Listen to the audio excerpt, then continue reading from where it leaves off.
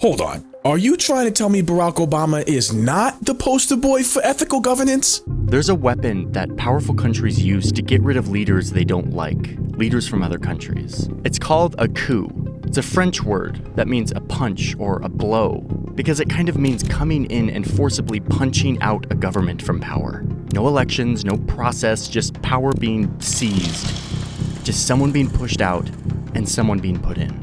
You know, they don't want you to know this, but sometimes the coups do come with elections. With more than 99% of the votes counted in the first round of Romania's presidential election, a far-right pro-Russia candidate has taken the lead.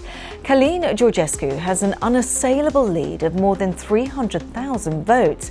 He has no political party and is known as the TikTok candidate after he used the social media platform to galvanize his support by calling for an end to aid for Ukraine. Today, a member of NATO and the European Union took a step nearly unheard of that's throwing out the results of an election. The top constitutional court has cancelled the presidential election, annulling the result of the first round, which was held 2 weeks ago. Because of what the sitting government calls a vast influence effort by a foreign actor to boost the candidacy of a candidate dubbed pro-Russian. An unprecedented release of intelligence documents by the authorities here, which suggested that his meteoric rise had actually been down to an influence campaign that was conducted and coordinated from outside of this country. That was the allegation. And now this latest move, the Constitutional Court, judges there voting that the entire presidential election has to be cancelled and started again from scratch. So we're in utterly uncharted territory, and the reactions have been extraordinary. The second round vote was meant to take place on Sunday with Călin Georgescu, that frontrunner, facing a candidate called Elena Lasconi.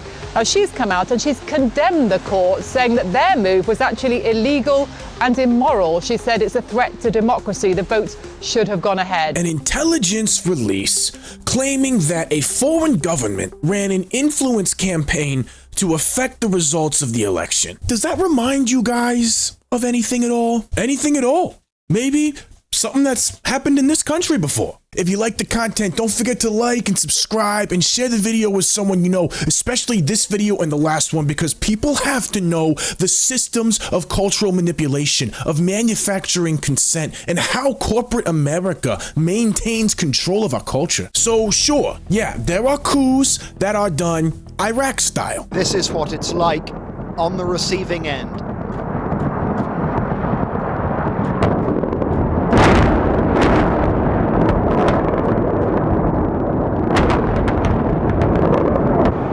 Last night, a square mile in central Baghdad seemed like hell on earth.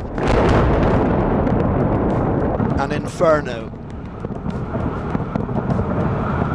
You know, it just trips me out to think about how this was Iraq in the 1960s.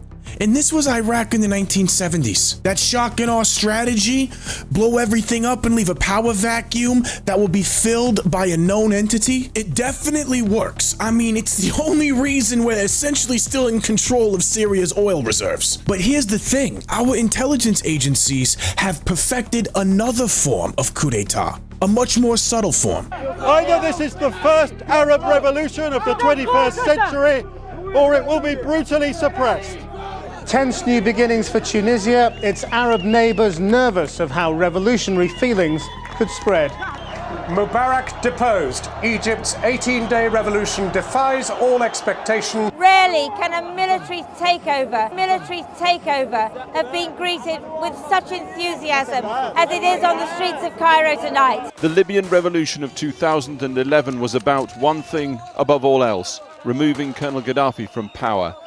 Returned to the streets of Kiev again last Tuesday when police and the Euromaidan protesters clashed outside the Ukrainian parliament.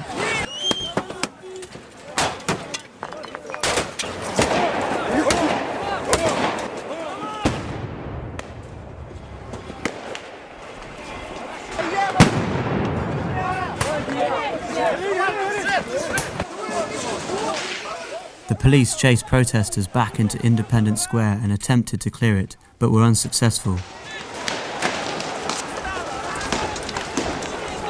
In the episode earlier today, we talked about the entire network that establishes these narratives and then uses NGOs to create and foment fake grassroots social pressure that then gets adopted at the corporate level. If you guys are interested, check out that video from just earlier today, because that is the exact system that fuels everything from the Arab Spring to those Euromaidan protests to the George Floyd and the Black Lives Matter to this whole trans rights push.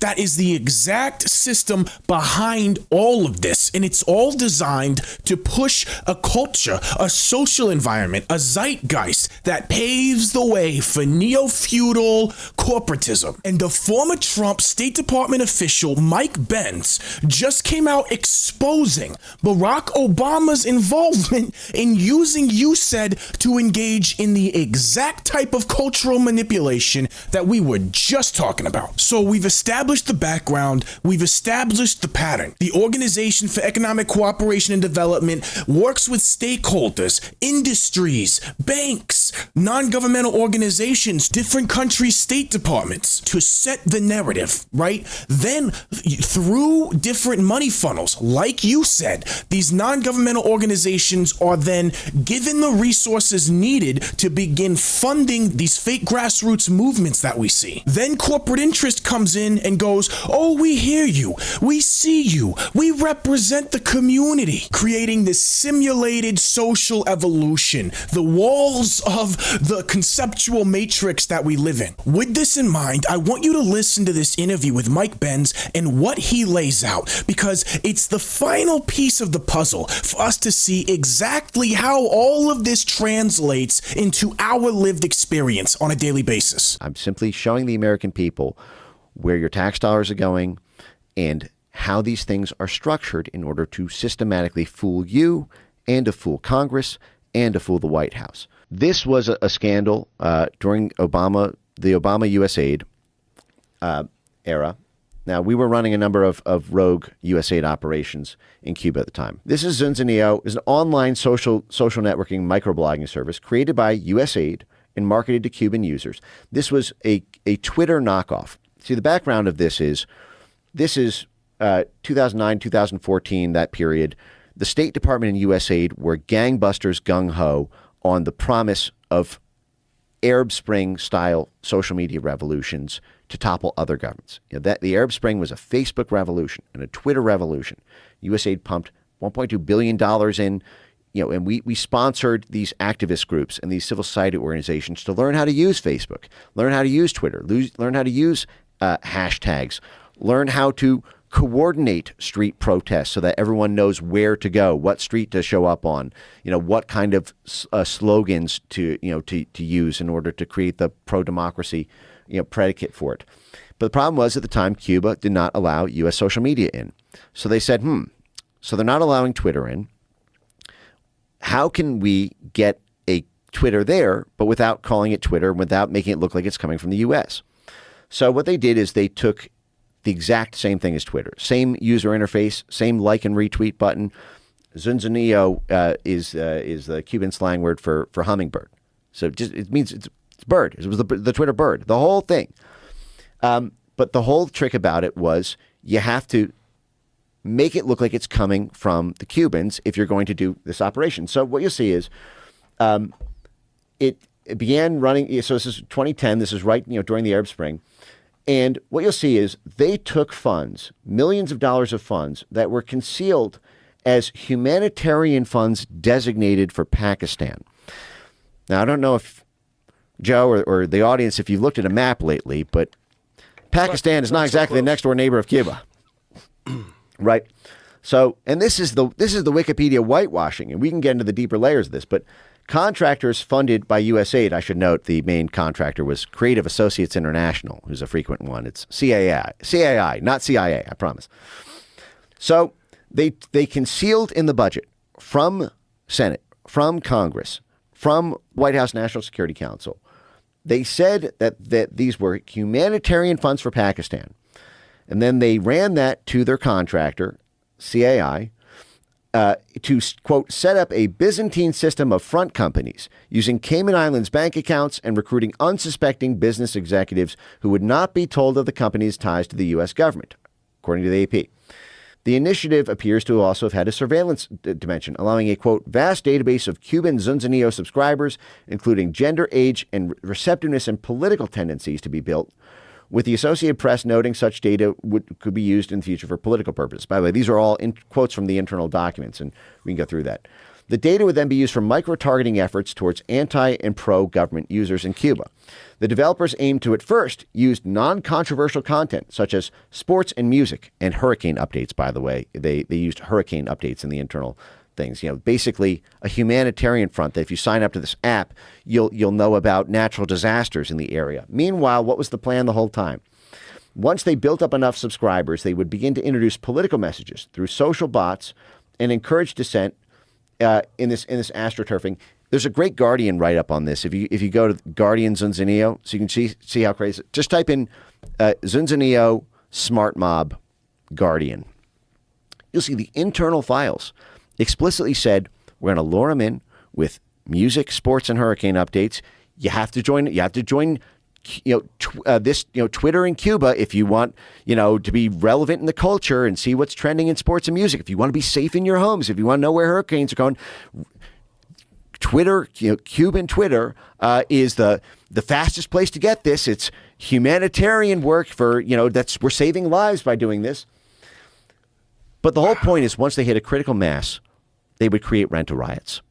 And they would use this the same way they used it in Egypt and Tunisia to topple those governments under the Obama administration. Documents show the U.S. government planned to build a subscriber base through non-controversial news content, news messages on soccer, music, and hurricane updates. Later, when the network reached a critical mass, perhaps hundreds of thousands, operators would introduce political content aimed at inspiring Cubans to organize, quote, smart mobs, mass gatherings called at a moment's notice that might trigger a Cuban spring, or as one USAID document put it, quote, renegotiate the balance of power between state and society. One more thing, if you want to look up on this, to see how they conceal it. If you just type in USAID Zunzanillo and discreet or discreet action, and you'll see how USAID, when this scandal popped off, everyone said, "What the hell? How did this happen?"